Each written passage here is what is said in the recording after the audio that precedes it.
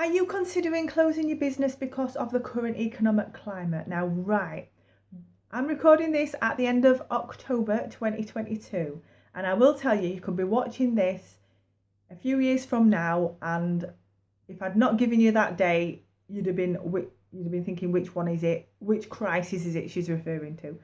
I've been self-employed for 15 years, right? And there has always been something. There's always been worries. There's always been something in the media that's making us scared. That's a whole other conversation. Right? We're not going down that route.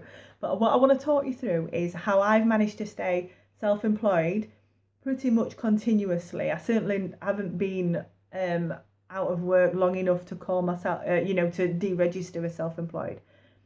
So this has kept me going almost constantly for 15 years, and I've come up against a lot in that time.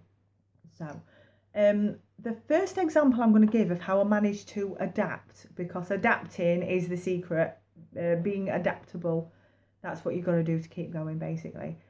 I opened my sandwich shop in June 2008, and it was the last 2 quarters of 2008 that made the recession official at that time, that recession. Obviously it felt disastrous at the time, but what helped me get some perspective is that I realised that for every sandwich shop customer that was now taking a packed lunch into work, there was someone else, because my clients were office workers and they had a bit of money, there was someone else who normally went to a cafe or even a restaurant who was kind of downgrading their working lunch to a sandwich shop lunch. So once I realised that, it gave me such a lot of perspective, and it really helped. So we've got similar situations happening now with cake businesses, because most of us are mid-range, price-wise. So I'll go further into that shortly, but just to try and explain, I've come up against so much over my 15 years. I've had to change, I've changed businesses, I've changed premises numerous times. I've come up against a lot, but I've always kept going, and that's been because of my willingness to adapt. So, right, I'm not going to tell you all my life story, but at all times of worry, I've assessed the situation and I've tried not to make any impulsive decisions, because none of these situations last forever. I know it's hard when we see other businesses closing down. If somebody local to you closes down, I don't want you to think, well, if she can't make it work, I can't make it work. Because first of all, where are this person's customers going to go?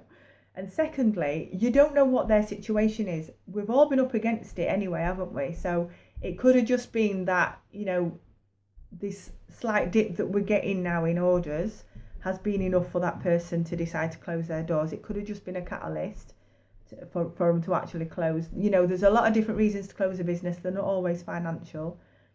So this is why I always say make friends with your other local cake makers, because they could be sending their business to you. So when you hit a turnover hurdle of any kind, ask yourself, what is it that's affecting sales currently, and where can money come from for you now? Can you ride it out for a few months, or do you need to adapt your business somehow? So I want you to think about, at this precise time of the end of October 2022, people are just now seeing their smart meters go high. They're getting the first monthly bills in at the new costs, and it's scaring them. It's giving them a shock. So that's why they're going to be wanting to spend a bit less on other things. So to give you some perspective, let's take the emotion out of it. Such as with my sandwich shop example, those high spending clients who hire out venues or take 20 people to a restaurant and have the balloon arches and everything, they'll downsize. The last thing they're going to cancel is the cake. They still want the kids to blow candles out, don't they? This is the perspective. Take the emotion out, look at the actual facts. Even if people are skint, they're still celebrating the kids' birthdays. It's a big part of life now to blow candles out, isn't it? So, people, they'll send out fewer invites, they'll cancel decor. The cake is not going to be the first thing that they cancel. However, the majority of clients will want a cheaper cake, or they'll be more persuaded to buy a cheaper cake. So what can you do? It might mean letting go of your pride for a minute, right? We all love those tall cakes with 30 quid's worth of cake charms and bubbly ball things and dried flowers and all sorts sticking out of them. But in reality, we can cut a lot of that out and save them an absolute fortune. Can you produce a lower cost, off the shelf type range of birthday cakes? You know, if you always do fondant, can you start doing buttercream or ganache? If you always do perfectly sharp edged buttercream cakes with a drip, can you just do a roughly edge, you know, and cut out the drip completely? Anything that saves you time can get your prices down. And at the minute, I think that's what we are needing to focus on. Remember that your perfectly smooth buttercream, that's a cake maker thing. Customers are not offended by a few bubbles in buttercream. It's buttercream, of course it's got a bit of texture to it, you know. Just bear in mind what has actually, we're not trying to impress other cake makers, we're impressing our customers. So instead of including toppers in the price as we might normally would, tell the customer the cake is this amount of money. If you want that topper on, it's this amount. Advise them that a generic happy birthday topper is going to be cheaper than getting a personalised one with their name and age on. Things like that. Tell them that they've got expensive taste. They'll love that. But whenever you're giving a quote that's quite high, or that, you know, you feel like they're going to want something cheaper, offer them a step down. You know, see if you can save them 20 quid by knocking off some big details. And a lot of the time, because your service, that extra bit of customer service there that you're giving them, trying to, you know, take care of them, that adds so much value. They might go for the more expensive cake anyway. So think about that. Obviously I've told you about batching, you know, get your costs down. If you have been charging a certain amount for a cake and all of a sudden you can make 3 of those cakes at a time and save your time costs, normally I would say still keep charging what you've been charging, but for a short time, maybe just to get through this winter, you could offer a special offer. Just make it clear that it is a special offer and it is temporary.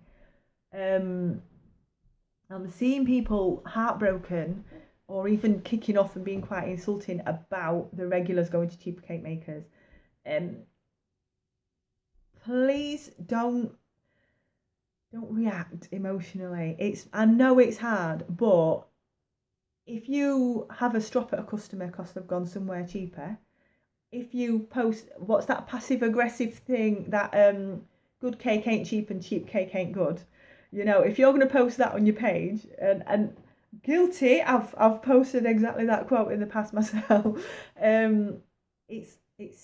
You're basically having a go at people for being skint. You know, it's no one's fault that they've got a lower budget at this moment for birthday cakes. This is it. You're having a go at people for being skint, and everybody is currently skint. So please try and keep your emotions out of your social posting, and just keep on giving them that service. Try and cater for what they need, and see what you can actually do for them. Remember, people are still getting married. The wedding business is still thriving for a couple of years yet. People are still having takeaways on a Saturday night. So suggest to them, instead of paying 30 quid for a takeaway, have some out at freezer and pay 12 quid for a box of brownies instead. They're spending a lot less money and they're still getting, I think it's better dopamine from brownies than it is from a crap Chinese, isn't it? So look at your marketing, see what you can do for them. You know, they can grab a posh Tesco meal deal for a tenner and get some of your brownies, and it's still going to be cheaper and probably taste a lot nicer than a manky Chinese or a pizza. I'm not going to name the the really expensive pizza place that tastes like crap, but yeah, anyway. So it's all about adapting. We might have to sacrifice a bit of our pleasure and a bit of our brand, dare I say, just to keep some money coming in, but it is temporary. Nobody's cancelling Christmas. Please don't panic. And remember that there is always something. The media are always trying to keep us scared. And I'm telling you, as someone who's been self-employed for 15 years, there's always been something. You know, there's always been something getting on us heads and making us worry. So watch my videos about organising your time better, your productivity. Look for my post about the reality check about how much it actually cost me. This post's in my Facebook group. How much it actually cost me to have moving on for 10 hours doing Christmas cakes. It were like maximum, I couldn't work it out exactly, but it were maximum of £2.56 for the entire day, and that's split between loads of orders. So keep some perspective, try not to panic, ride it through. I will say, for those of you on Universal Credit a few years ago, obviously I can't advise you about Universal Credit, but my situation, a few years ago I had a part-time job, and as long as my part-time job was my main source of income, my benefits were better, you know, than if I was earning more from case, because then I'd have been subject to the minimum income floor. So have a chat with your work coaches about it, see what they can suggest for you, where you'd be financially better off. But yeah, always run that by your work coach first. Don't ever take my advice on that, because everybody's situation is different. So if you've got any ideas, if you've got cheaper products that have worked well for you, birthday tray bakes, things like that, share in comments. I'm trying to build this community where we're all friendly and we're all supporting each other. So any cheaper products, any ideas that have worked good for you, let us know what they are. And in summary, do not panic, keep some perspective and adapt, even if it's only for short term. Just by adapting some of the products that you sell for cheaper options for the sake of 3 months might just get you through this winter, and your business will actually come out of it thriving. Remember, there's always something